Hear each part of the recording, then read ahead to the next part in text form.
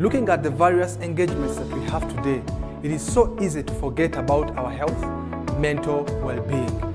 That is why we introduce to you the Healthy You Talk Show, a brand new show that is going to address matters concerning your health, nutrition, stress management, mental health, name it. We bring to you a wide range of experts who are going to be touching pertinent issues concerning our health. Tune in this Tuesday at 10 a.m. live on Faith Today TV.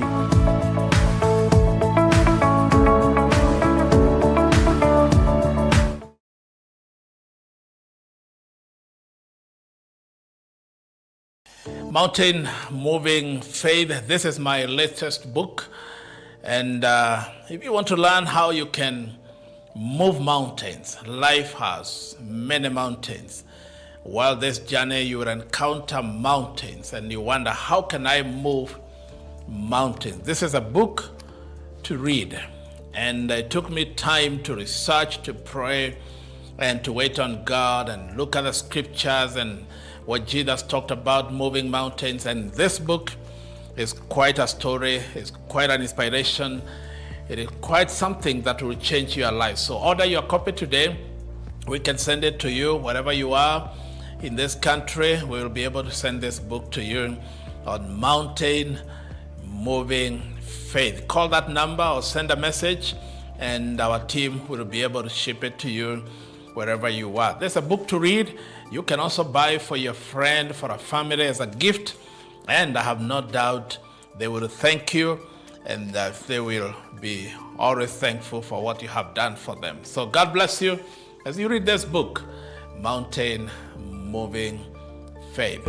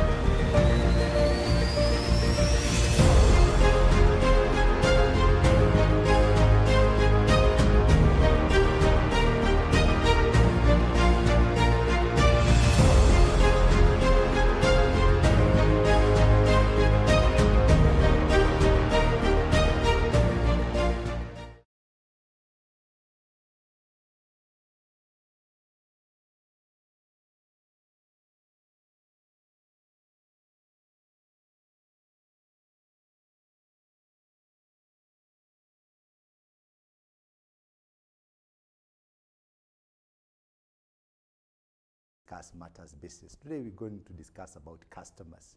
Customers are very important and an integral part of our businesses, and a business cannot survive without customers. And today we want to just discuss about the power of customer service, redefining excellence in the marketplace today. We would want you to run your business in an excellent manner where you actually value your customers, look at them from a different lens as an asset to your business, not as an interruption to your business.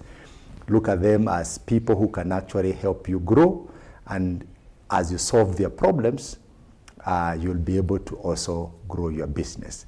And to help us unpack that today, we have two guests today, and on immediate left we have got Victoriana Alwang'a, who is a financial advisor. Welcome, Victoriana. Maybe you can say hello to the viewers. Thank you so much for having me. Once again, hello to our viewers. As you've heard, my name is Victoriana Alwang'a. I'm a financial advisor specifically in the pension industry. I deal with matters saving towards retirement, and these are the solutions that we offer to help our clients to achieve settled retirement even when they're no longer able to get into the workspace. Thank you. Welcome very much, Victoriana. Thank you. And also, we have a guest who has been speaking to us very powerfully on matters business, and this is Pastor Geoffrey Kilonzo. You can introduce yourself once again, and you can tell the viewer what you do. Thank you. It's a pleasure being back on TV and KBN, Kingdom Business Network. Exactly. It's always a pleasure, and I'm happy for the viewers who have been following. My name is Geoffrey Kilonzo, and I'm a master trainer for International Labour Organization. We train trainers on how to train entrepreneurs and potential entrepreneurs. I'm also a man of God, a preacher of the gospel with the Redeemed Gospel Church, and I'm a published author as well. I have 5 books published in my name on entrepreneurship and motivation. So I'm glad to be here. Thank you. It's always a pleasure. Welcome very much, Mr. Kilonzo. Thank you. And on my immediate right is my co-host, Eno Kitondekija. Today I said I'm going to pronounce your name, Right. which means new creation. Absolutely. Kija is new. Kija is new creation. Yes. Kitonde Kija Kitonde is is the creation. Yes, the And I wanted to call him Gitonga, but he's refused the name. Yes. Welcome, Kitonde Kija. Kitonde Kija. Thank you so much, Doc. It's a palm-pleasing pleasure to be right here once again and to dine with such wealth of experience in the Kingdom Business Network. I'm really excited. My name is Enoch Chitonde Chija, aka Kamau. That is the new name trending currently, and I'm from the House of Faith. It's an exciting time for me here in Kenya. I am Ugandan, but right now in Kenya, and God has been so amazing. Now, talking about the power of customer service, this is very exciting and very interesting because as for the young people, when you enter into business, most of the time we are on the hunt for the new customer, new client, getting these numbers, you know, and as opposed to probably getting to know how to handle these customers, how to really build a rapport, relationship, maintain, get that repeat. So it's a lot of information that if you're a young person, you are looking for growing your business, you want to become better at entrepreneurship, this is what you need to really tune into. Faith Today TV is the way to go, and I really can't wait to learn today. Thank you so much. Back to you. Thank you very much. For the viewers who are watching us, please, if you're watching us on YouTube, we would really appreciate if you subscribe to that channel. Like, also share and comment. That helps us very much with the algorithm. It helps spread the word to many, many more people. And for those who are watching us also on live television, Faith Today Television, please remember we have numbers on the screen, and we would be very, very glad to take your questions. Please prepare your questions, and Geoffrey and Victoriana will be able to answer those questions in the second half of this program. Tag a friend, let them know that there's a wonderful discussion happening on Faith Today Television, the power of customer service. And we'll start with the first question to our guest. And this is just to define what we are discussing about. What is excellent customer service? Right. Do I go first? Yes. You can Thank go you. first. Thank you very much, Doc. Well, I like starting with a quote by Mahatma Gandhi. I think I've mentioned this before here, and I will start with that because it lays a foundation. You mentioned a few words when you were introducing the topic. And this is what Mahatma Gandhi said. A customer is the most important visitor on our premises. He's not dependent on us. We are dependent on him or her. He or she is not an interruption in our work. That's what you said. He is the purpose of it. That's why we in business, because of the customer. He's not an outsider in our business. He is part of it. And he says, we are not doing him a favor by serving him. He is doing us a favor by giving us the opportunity to serve them. So a customer is the most important visitor in our business, person actually in our business. He is not a visitor. He or she is part of the business. And then he's not an interruption.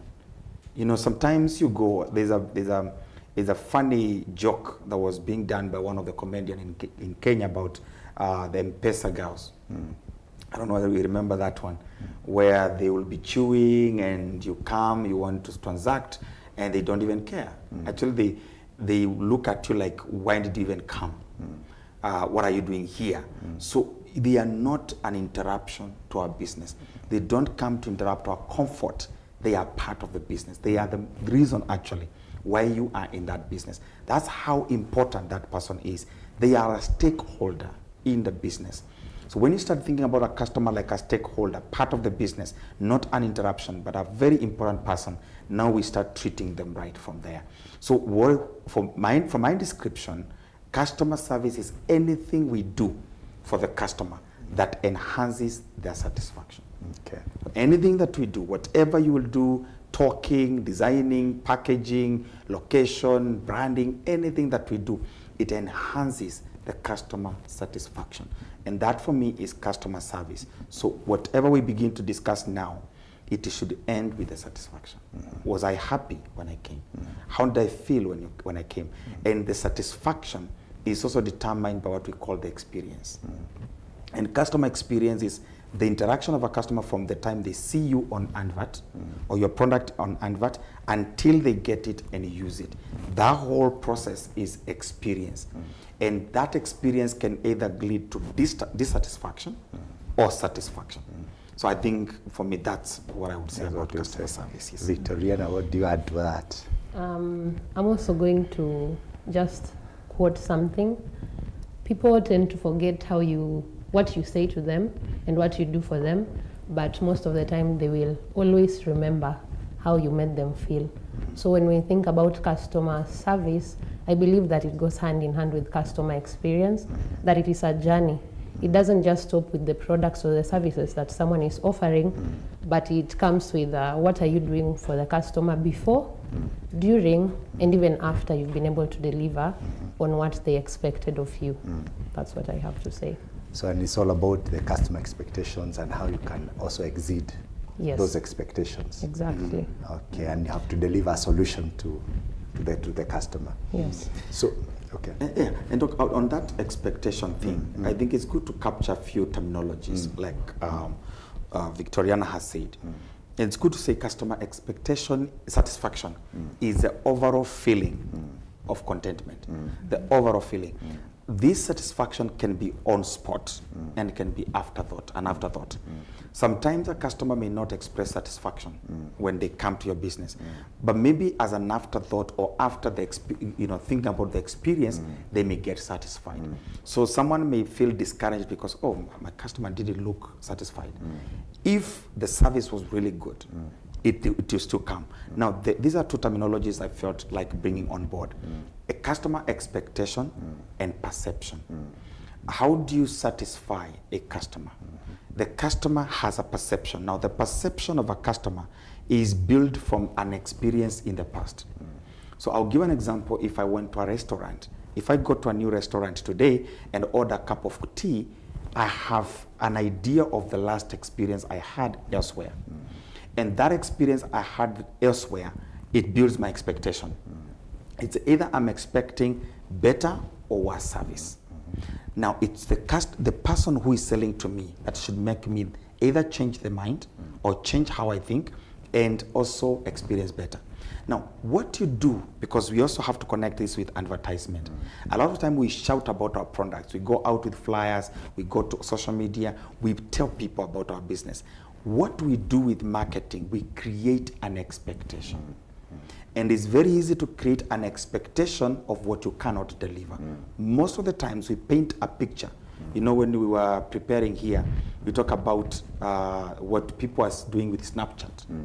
You paint a picture of who you are online. The reality is different. It's different. And that can happen. It happens a lot with customers and our businesses. We paint a picture of who we are. But when it comes to reality, there's a disconnect. It's like you're over-promising then and delivering. And the moment you do that, then the satisfaction, because satisfaction is based on the expectation and perception. I perceive this a better cafe.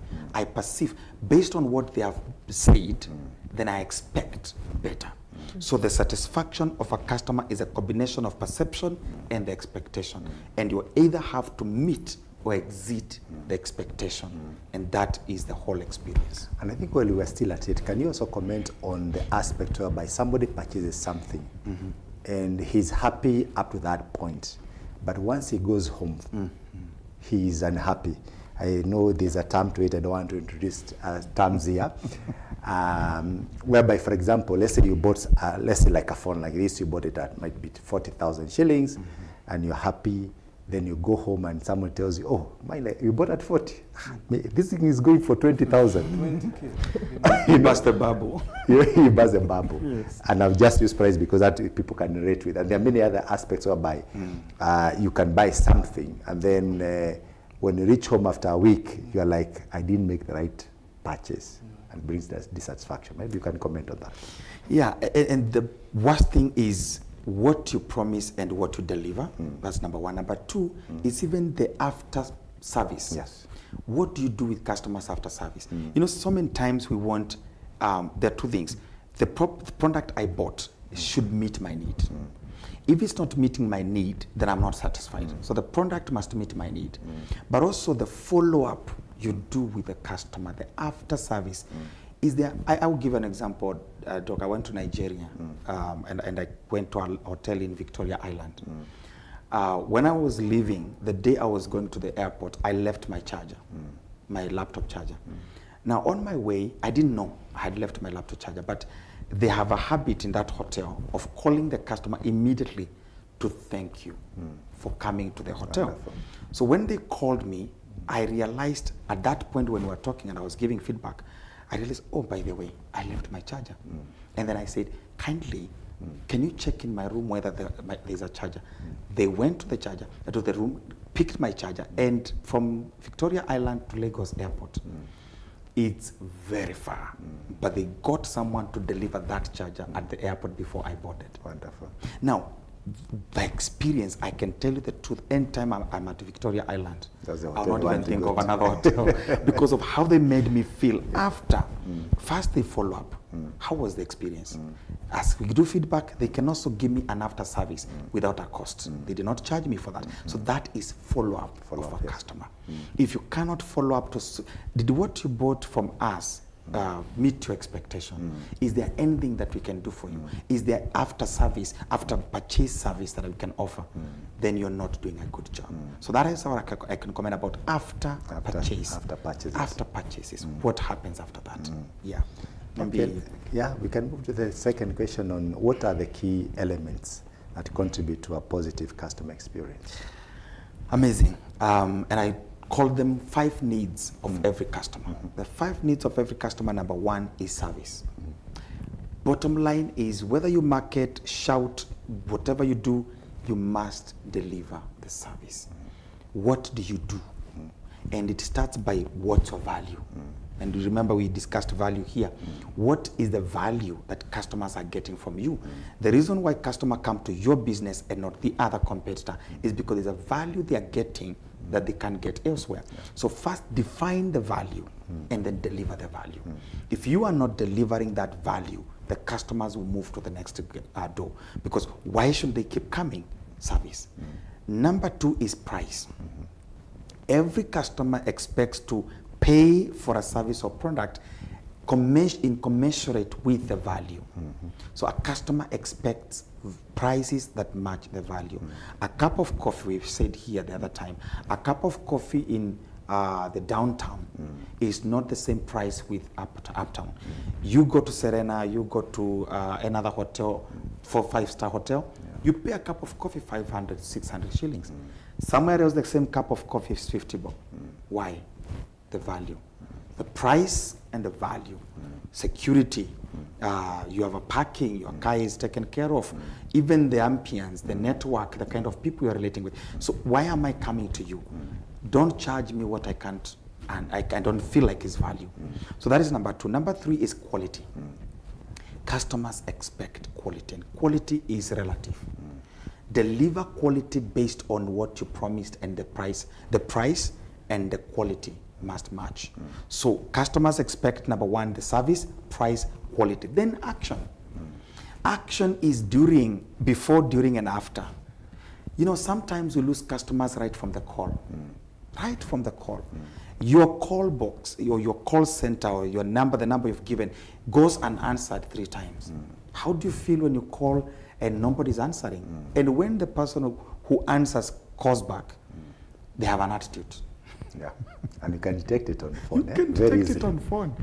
That one, even the answers, they are not even giving you time. So the action, the way you interact with a customer is very important. Never underestimate any customer. You actually don't know who you are talking to. This is what I normally say. In customer service, never judge the book by the cover. People who don't look like it, they are the real deal.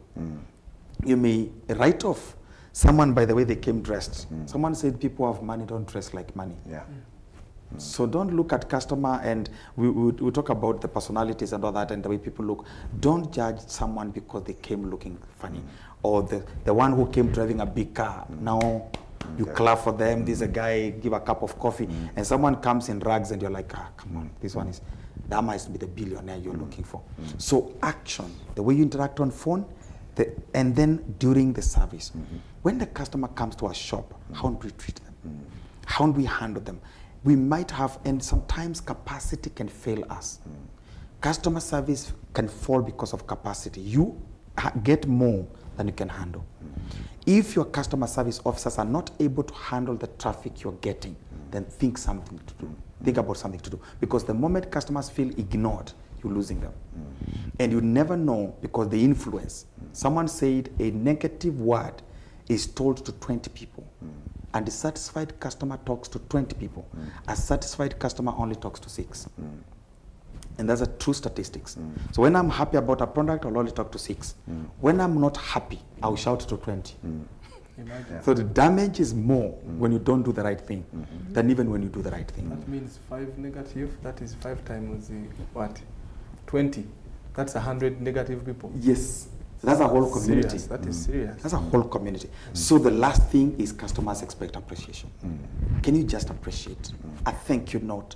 Can you call just to say thank you? Sometimes we feel like we don't even want to show customers that they gave us business. Even if they bought a cup of coffee, just say thank you.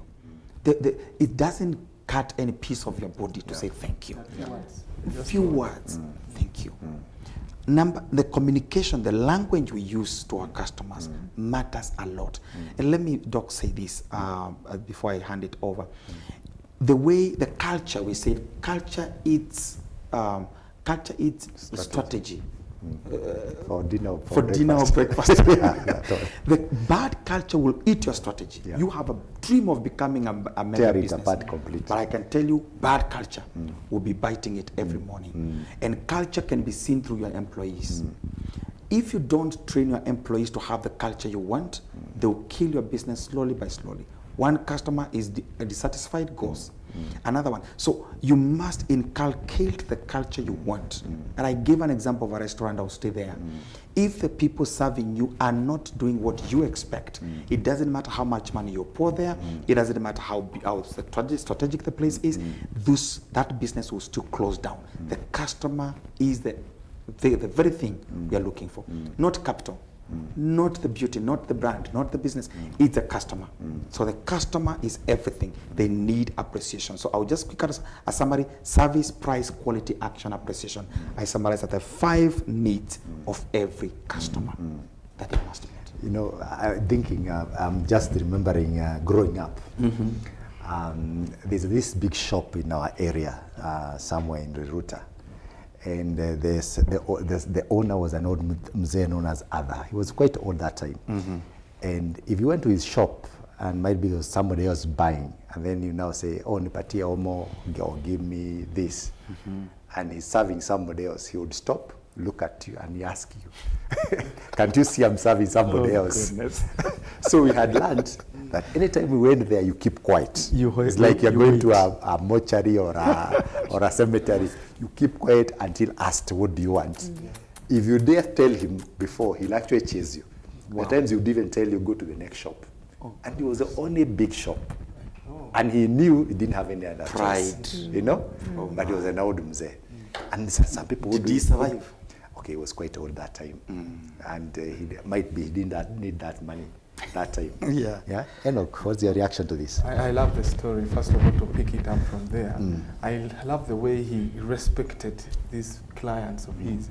I'm imagining he didn't have so many, but whoever came, he really prioritized them. And you know, customers want to feel that. They want to feel special. That's true. You know, as I think that is something that we believers have not been taken so seriously. Yeah. Because when we enter business, we think whoever is in business is just in there for the money, you know, for the profit.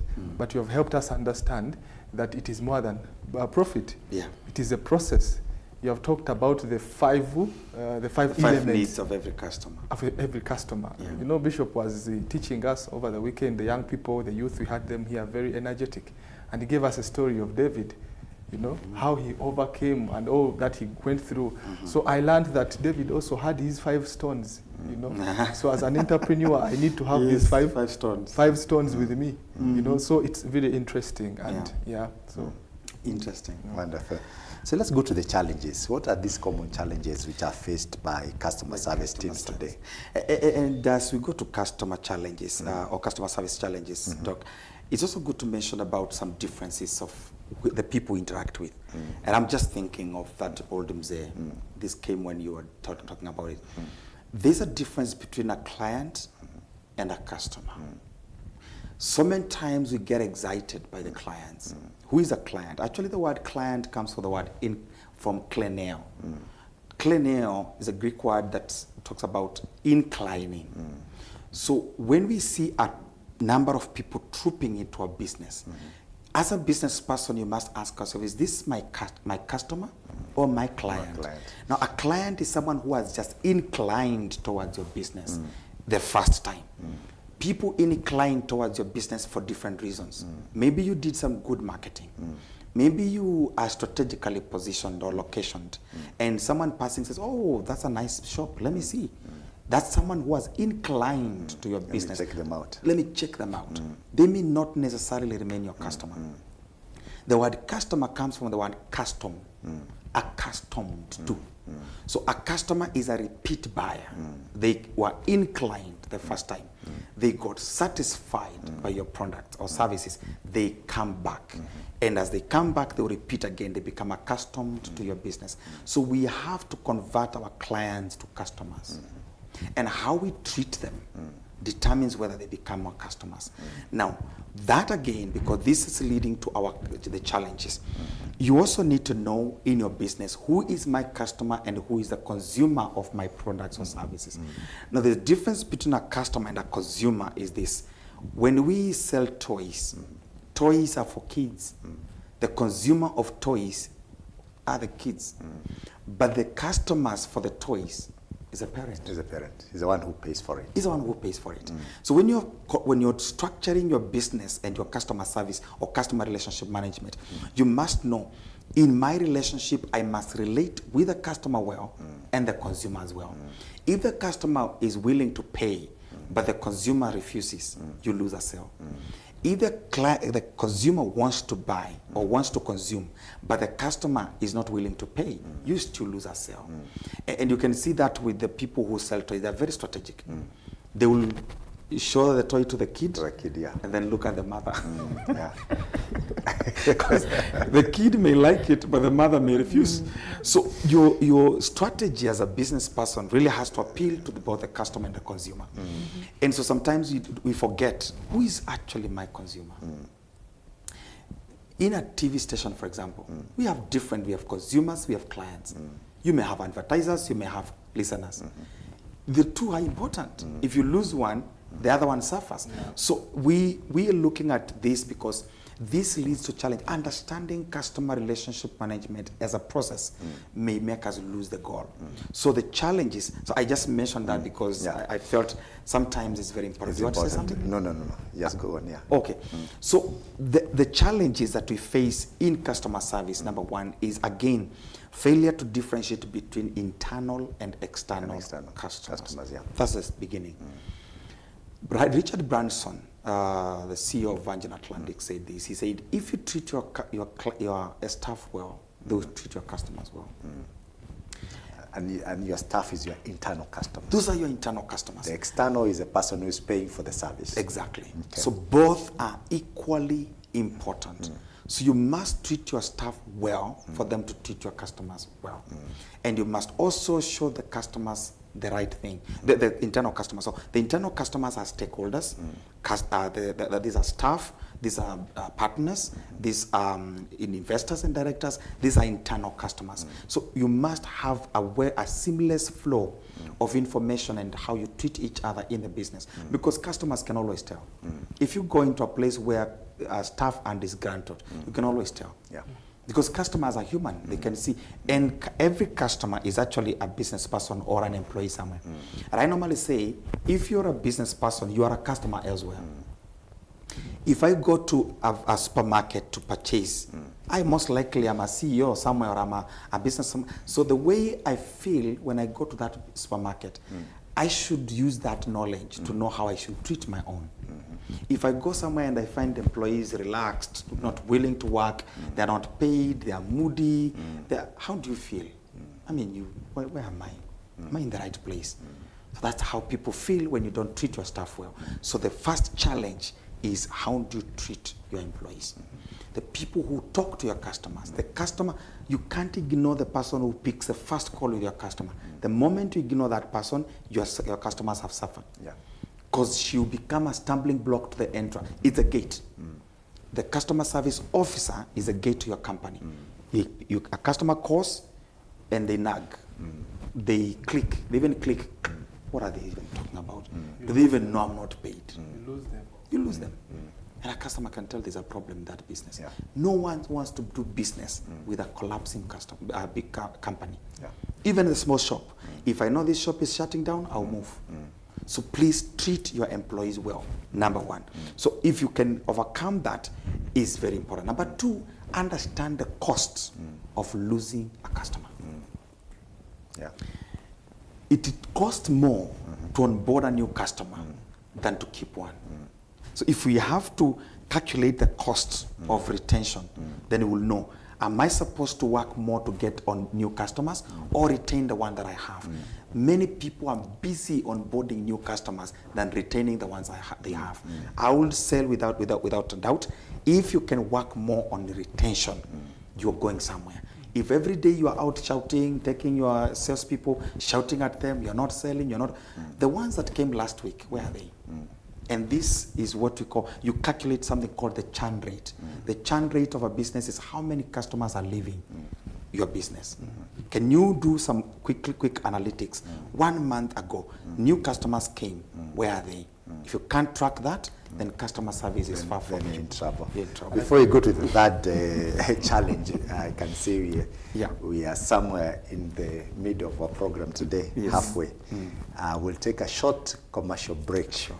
And after we come from that commercial break, Enoch can take over and we can discuss about the churn rate and continue the challenges. Yes. And for those who are watching us, please remember to send us questions, because in the second half of this program, we are going to answer your questions. We are here because of you. We value you.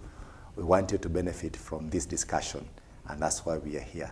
So with that, I would say God bless you as we take this short commercial break. Stay tuned. And this time you can actually take it to subscribe, like, and share on Facebook. God bless.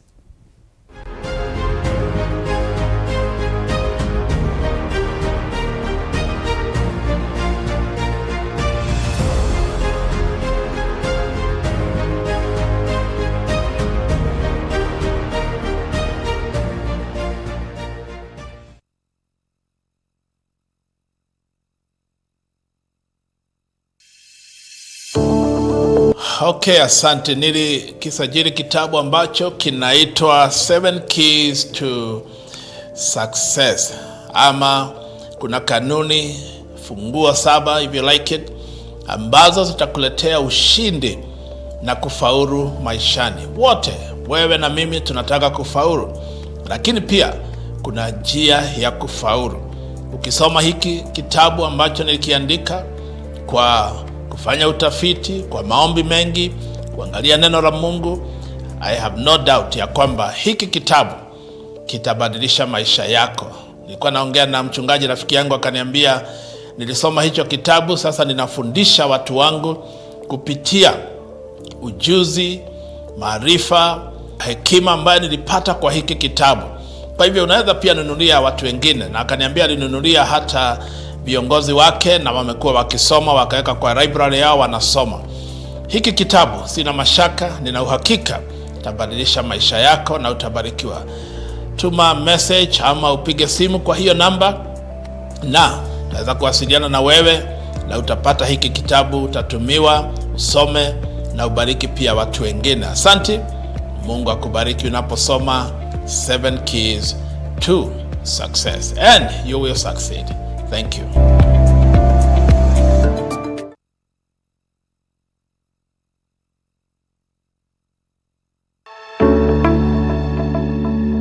Hello there, my name is Enoch. Taking care of your health should be a top priority. Looking at the various engagements that we have today, it is so easy to forget about our health, mental well-being. That is why we introduce to you the Health You Talk Show, a brand new show that is going to address matters concerning your health, nutrition, stress management, mental health, name it. We bring to you a wide range of experts who are going to be touching pertinent issues concerning our health. Tune in this Tuesday at 10 a.m. live on Faith Today TV.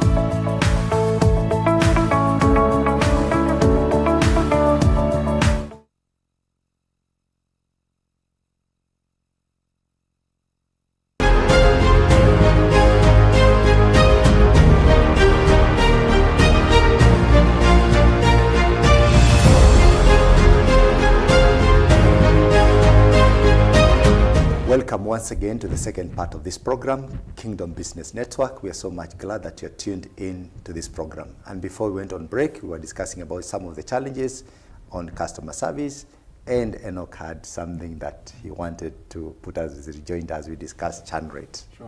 Welcome. Thank you so much, Doc. I think this is a very nice conversation. I am really learning a lot.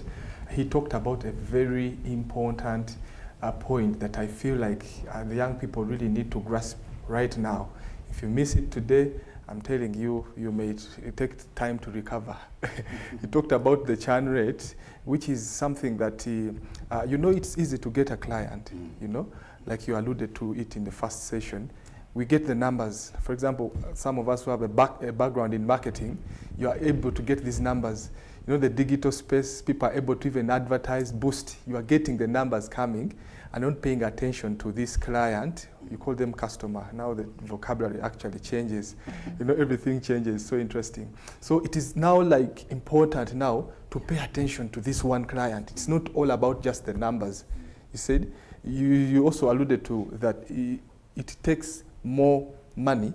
It costs more to get a new customer than to retain one. Yes. So meaning it's important to focus on the way we are handling this client, this one person has, because it's going to determine how far. You talked about the negativity. I think that is something we can give more time. Negativity has killed most of the businesses. Most of us are not paying attention. But you gave us a multiplying factor of what is possible if someone is not taking care of that feedback. One person talks to 20. Yes. Imagine one is not satisfied. You have 5 who are not satisfied. That is over 100 people who are going to give a bad review. And now that review also informs so many people whether to give you business or not. So Doc, this is very timely. Right. That's true. Mike, you can continue with the challenges. With the challenges. Yes. Thank you. And let me talk about reputation. Now, another challenge is our reputation. I'll give a quote from a gentleman called Joseph Hall. He said, "Our reputation once broken may possibly be repaired, but the world will always keep its eye on the spot where the crack was."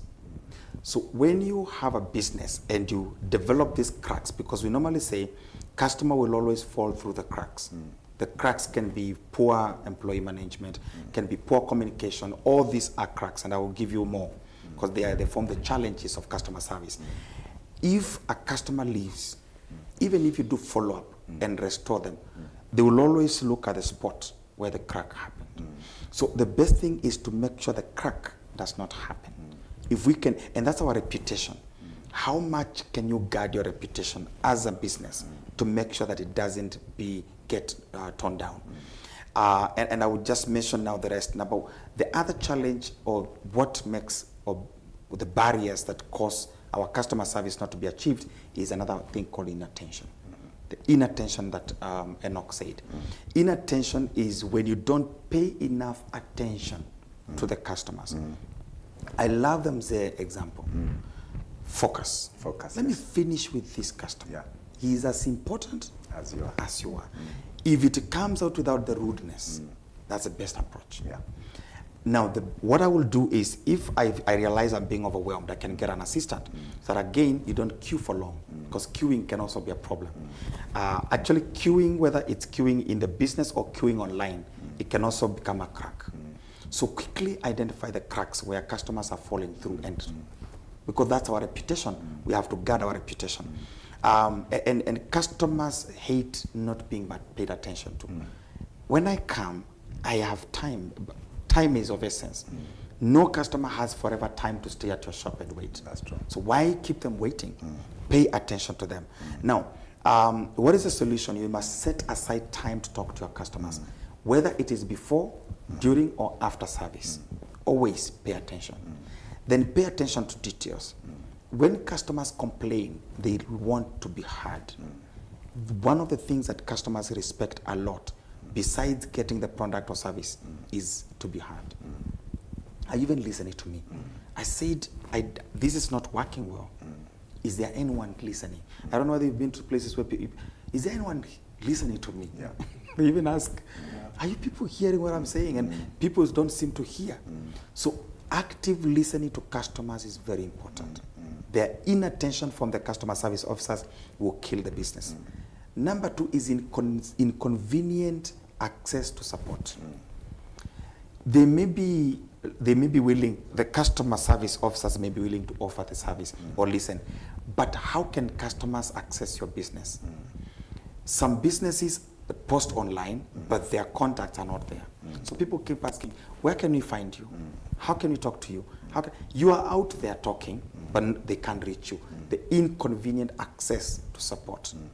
Whether it's again before or after, is there enough information for these customers? So customer service becomes very challenging when customers don't know how to reach you.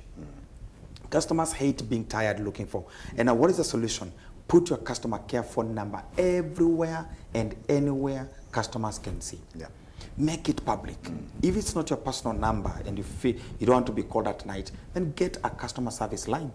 It's not expensive. Go to Safaricom, go to Airtel. Just get us a dedicated customer service line. So at any time, customers can call. If you have a website, provide information there. On social media, provide contacts there. And then if you're busy, get someone who can answer the calls. It is very insensitive to have a line that is never answered. Yeah. And when we see this all the time, even big corporates, a line you call. Some even put you on it's called what, a waiting machine. Oh dear. And it keeps on advertising stuff on you, and you're like, and see, actually consuming I'm your telling airtime. you that somebody is going to get to you. I don't know. The service agents are not available. Ladies and gentlemen. And now it's 10, 15 minutes. Can you imagine? Yeah. Do they expect you to be seated somewhere actually, pretty, waiting for someone to pick after 20 minutes? Really? But also there are some clients who call in weird hours. We maybe need to talk about that. Imagine someone is calling in the middle of the night. How do you know? We call them a no barrier customer. No barrier? No barrier customer. They don't have barriers. They don't know when to stop. Okay. But you should guide them. When you have a no barrier customer, you should tell them the working hours. And that's why you need to have a dedicated customer service line. Yes. Yeah. Not yours. Don't give your own personal line and then expect people, when they have problems, they'll call you. To break your marriage. That's sensitive now because marriages and business. You know. Yeah. So that is very important. Now, lack of, and by the way, do you know, Dr. Enoch, the problem is not the customer calling. You may not have something called a service charter. A customer service charter provides information on how the customer is supposed to be served. It even provides time. You go to hospitals, you go to service centers, you see opening, closing time. And even online today, there's a portal called the Google My Business Profile. It's now where people key in their businesses online.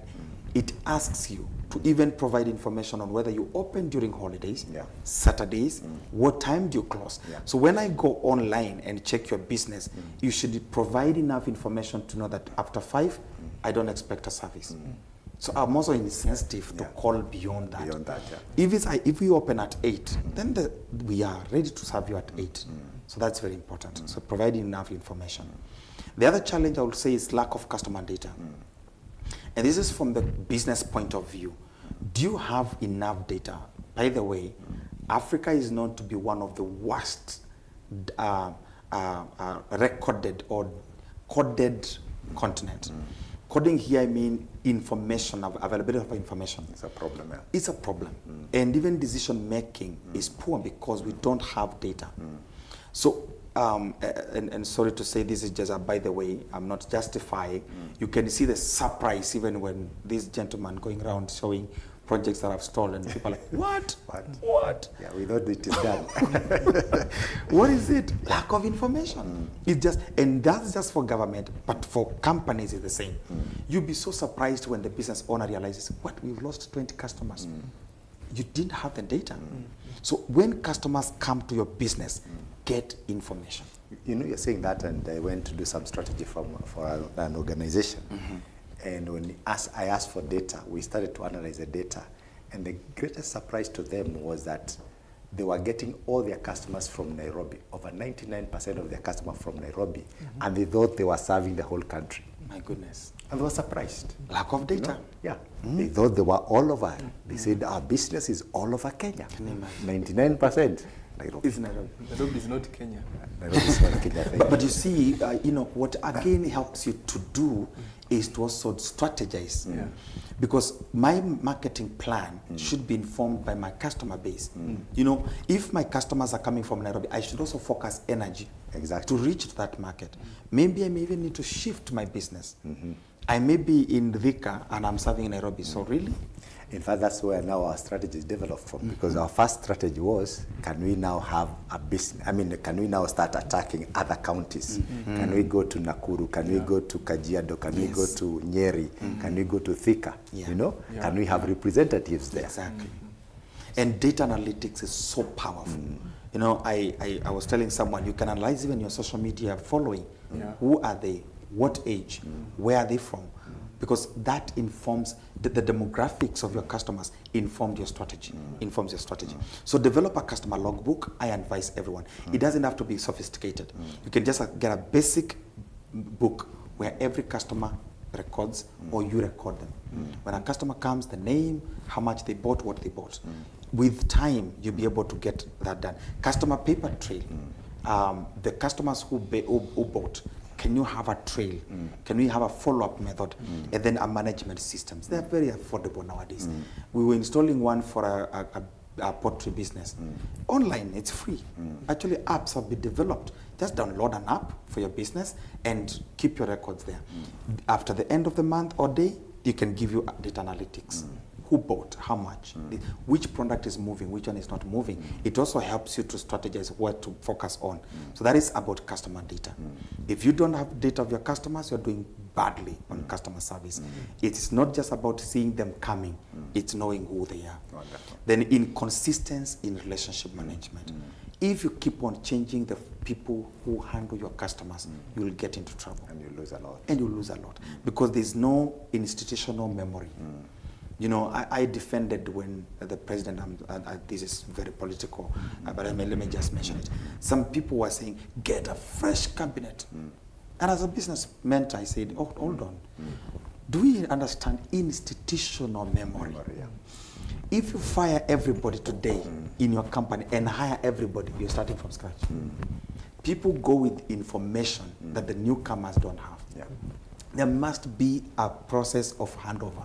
I've worked in an organization whereby the moment you fired a salesperson, you actually lost a lot of customers because there were some customers who bought because karaoke came to them. Exactly. And they had Kamau, it's Kamau. Kamau came to them and they had a relationship with Kamau. That's true. And they wanted might be not to buy from that organization. But when Kamau showed up, they just said, okay, watch out to know because it's Kamau. The moment Kamau didn't show up and Mongai came, they got an opportunity. Forget about that Kamau. I'm telling you, especially where Victoriana is, the space of financial literacy. Nowadays you realize that like, insurance companies employ financial advisors, not just salespeople. So if I'm used to Enoch as my financial advisor, I bank in that bank or I transact in that business because of Enoch. They say people buy from people. So the moment Enoch moves, I'll move. Now you move with him also. Yes, my barber, the guy who does my hair, if he moves, most probably I'll move with him. Yeah, unless he moves to Mombasa. Unless he moves to where I cannot access him, you know. So be careful not to have a very high turnover of employees because it affects your customer service. And then untrained customer service officers. If you don't train them, don't expect anything better. They will handle your customers based on what they know. So try and bring your people up to speed with what they should do. Product knowledge. Continuous training on product knowledge.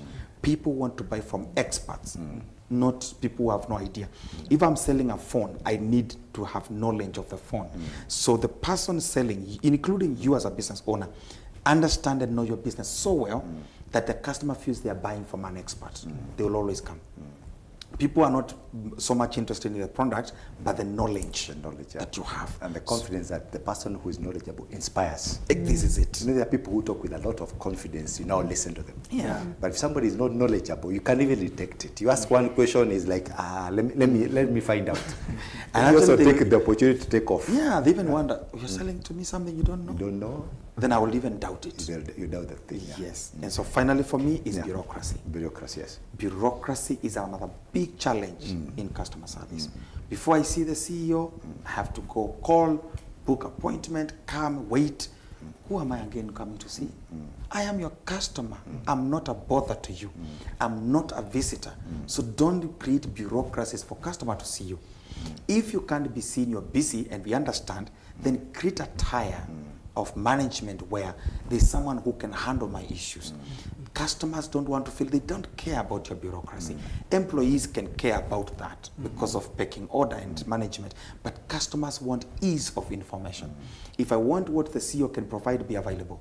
If I want what a supervisor can offer, let him be available. If I can't reach them, then you lose me. And I think what you're saying, bureaucracy also goes with empowering the frontline staff. Because why should you go and see a CEO when a frontline staff can actually have the power to handle and it. be empowered to handle your queries? Then And if I get a lot of, it's called delegation. delegation, That's the one yes. I'm So it should be delegated. So when you're dealing with customers, delegate the power to resolve issues with the frontline staff. They don't have to go to the manager. What for? Yeah. And there's some of these things which are just a daily occurrence. You know, this is going to happen. Somebody using our service, 1, 2, 3, 4 things will go wrong.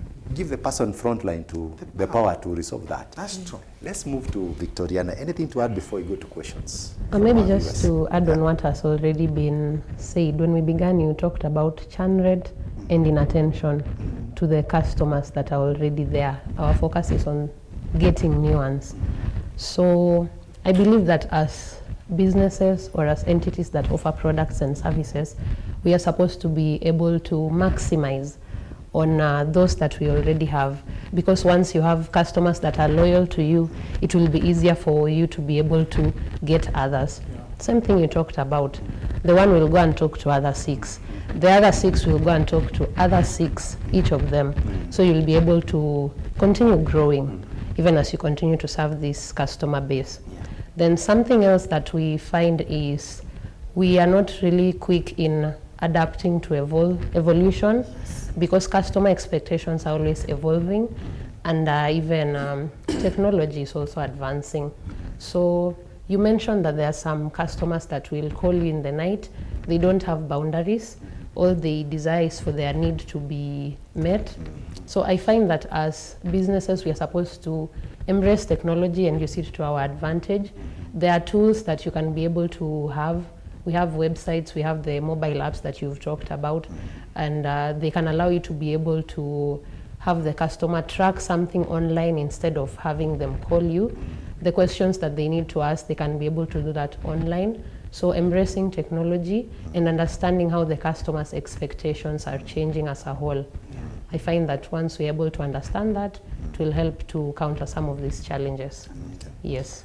Let's go to some questions from our viewers. And thank you very much, viewers, for sending questions. We are so glad that you are responding, and we are happy to be with you. Now, how do you measure customer satisfaction? This is from Teresia. Wow. Briefly. Yeah, how do you measure customer satisfaction? Like I said, customer satisfaction can be immediate or an after, service. You measure customer satisfaction through feedback. Number one, you need to get feedback from your customers. If there is no mechanism where customers can tell you how they felt, then you will never measure satisfaction. So whichever way you do, get feedback. You've been to banks where they place a customer feedback form, just rate us. You go to, I've seen all these apps where they send you a message and say, kindly rate us. If you're using Facebook, if you're using any website nowadays has that. So when it comes to shops and where you're dealing with customers direct, just get feedback, even if it's verbal. How was the service? I mean, some restaurants you're served and thank you for, how was our service? That's feedback. And customers will always give you honest feedback, number one. Number two is referrals. You will know that customers were satisfied if they refer people to you. If you're not getting referrals, then there's a problem. A customer who can't refer a friend to you is not happy. So I would go with those two and repeat buying. So one is you can get it directly, referrals or repeat buying. If you see the customer next, most likely they were happy. If they were not, they are looking for, it will take time for them to get satisfied. So I would use those three. And maybe to add to Teresia, just in case you want to do numbers, you can do the net promoter score, whereby you ask your customers to rate you between 1 to 10, 10 being the highest and 1 being the lowest. Then you have promoters, which are the people who score you 9, 10, detractors 1 to 5 or something like that. Amazing. And the passives, and then you do some maths, you can read that online further. Now, let's come to some questions on difficult, challenging, on the challenging situations from difficult customers. And have a number of questions. I'll just tie them together because of time. One is from Dan. What are the best ways to deal with complaints from customers? This is from Dan. Stacy is also asking something in the same line. She's asking, hi, this is Stacy. How can I deal with a customer who is wrong? Why do people say customer is always right? Another one on that, Helen from Roysambu is asking, how do you deal with customers who are rude? For example, they shout at you in your business. Fidel is also asking something similar. He's saying, what is the best way to say no to a customer? Then someone is also saying, good morning, Doc. I have a client who wasn't satisfied on how we treated them. We do fast foods and juice delivery. The food was delivered late. How is the best way to deal with this? And something similar. Let's handle those ones. Right, interesting. So we start with dealing with the customer complaints. Complaints, yes, and difficult customers. And difficult customers. First, when you're dealing with the customer complaint, it's very important for you first to understand the problem. Actually, I call it conflict resolution management. These are either conflict or a complaint. It comes either way. Number one is learn to get the view of each. If a customer is complaining maybe about your staff or about a product, hear the customer first, understand, and look at the other side. Never solve conflicts or problems with one-sided story or the one side of the story. So get both sides. What was the problem? Did we sell you a unit that was not faulty? If it was, then you have a policy of what to do. Do we change for free or do we change at a fee? What it is. Now, listen to the customer. Do not bring up old problems when you're dealing with customers. So deal with the immediate problem immediately. Don't keep recycling. A customer may be a serial complainer, because that's another problem. If it's a serial complainer, then understand this one is a serial complainer. Deal with those customers in a different way. Then use tact of negotiation. You can negotiate with customers. Never get into an argument with a customer. Always negotiate. Come to an agreement. This is what we'll do. Because some things may be too expensive to replace. And maybe it was the customer's fault. So you must have a process. Now, dealing with difficult customers, Doc, is, and that whole customer's resolution problem thing is a skill someone needs to learn. We may not have enough time to go step by step, but you must, of course, come to conclusion. Never leave customer complaints hanging. Make sure you conclude. There are difficult customers, and I'll give you a few just to mention. And I may not also go through all how to deal with them. Number one is a customer called a bully. The customers who are bully. They're just bullies, and they come and they're bullying everybody in there. They're calling people names, including the owner. So when you have a bully, you must also know how to handle them. Bullies are so, first, especially the rich ones. So saying customer is the king is relative. So you mean if someone says customer is the king, it is relative? It is relative. Okay. Customer is not always right. Okay. I think it's always good to draw the line. There's a customer who will come and is a bully, and they just want to bully people around. Is that customer right? No. So you must deal with bullies like bullies. But again, very diplomatic. So understand authority. Some customers bully people because of power. They feel like you're too junior to deal with me. Get me your CEO. That's a bully. So what you said now, empower your employees to make decisions. That they can tell this customer, oh, excuse me. Even what I'm telling you now, if the CEO comes here, he will tell you the same. Let them know that there's delegated authority. That's a bully. Now, another one is, besides a bully, is a know-it-all. There are customers who come and lecture you about your product. What are you telling me about my friend? I know this better. Can I lecture? Can I tell you about this? And you're the one selling, so how do you handle that one? How do you answer that? For sure. So first of all, you must be an expert, and that's why we said we must know your stuff. Know your stuff in a manner that even when they lecture you, you take your calm, but be the final say.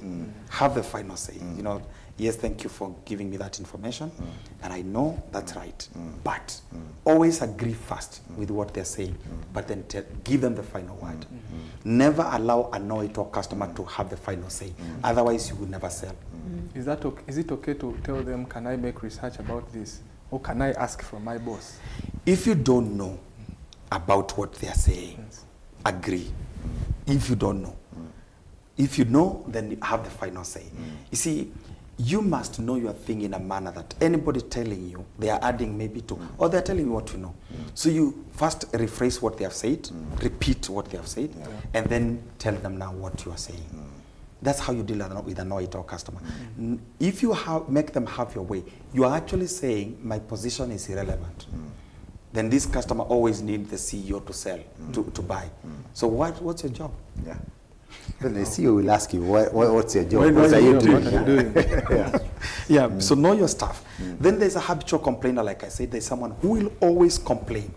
So anytime they buy, you'll be waiting for the call. You know it is coming. It is coming. They must complain. Again, be prepared. Always, and you know, personalities help us to know how to treat people. We know you, so we will always know how to handle you. So this, and the other one is someone called a non-boundaries customer. You remember what you said about someone calling at 8? There are customers, even if you put there, we work up to 5, they'll still call at 8. They don't know boundaries. Others, and these are the ones who even don't know the opposite sex boundaries. You're selling to them, and they're looking at you, admiring you, even telling you you're beautiful. And these are customers. So you need to know all these kind of caricatures. I call them caricatures. They will always come. How do you handle them? Always draw your line. Don't call me at this hour. That's not.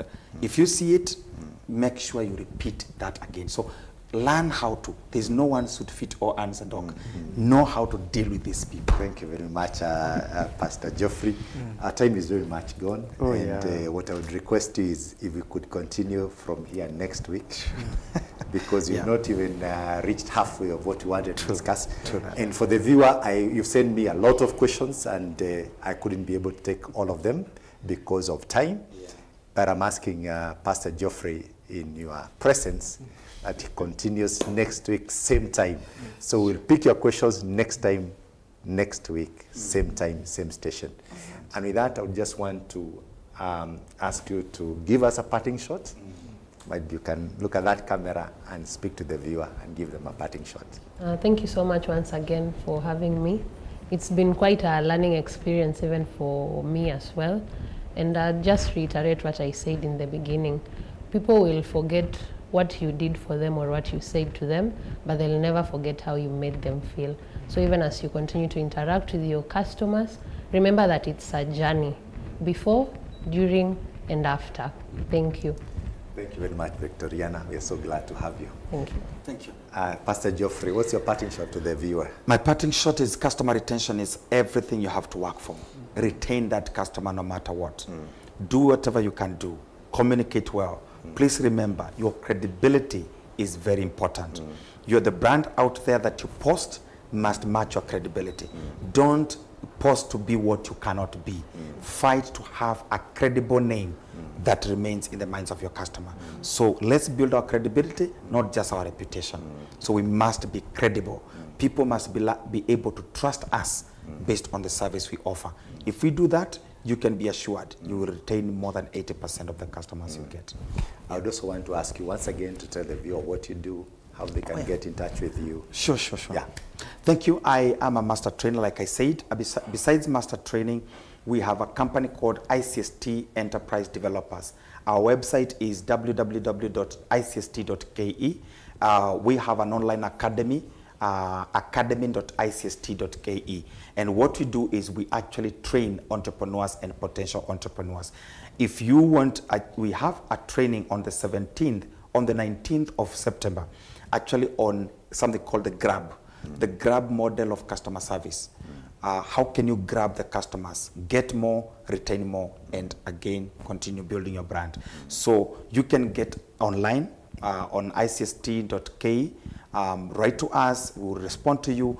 Online, I'm Geoffrey Kilonzo. Social media, Facebook, that is Instagram, TikTok, Geoffrey Kilonzo. I have so many videos you can watch, and on LinkedIn as well. I'm Geoffrey Kilonzo. Let's interact. Let's get to learn from each other. Thank you very much, Geoffrey, for coming. Enoch, what's your parting shot? Well, thank you so much, Doc. This has been really it. It is very insightful. I've learned a lot, and I'm very grateful. I'll conclude with a quote. I think it is Jim Rohn who made a statement and said, "People do not care how much you know, but how much you care." You know, so it is important, even statistically. It's called review trackers. They say 86% of the customers make a purchase after reading on reviews. So it is important that you pay attention to how you are treating these clients. So there's so much to take in today's session, and I want to encourage all the young people. The place to be is this Kingdom Business Network. We have discussed a lot, and for sure I can't wait to have more of this next time. God bless you.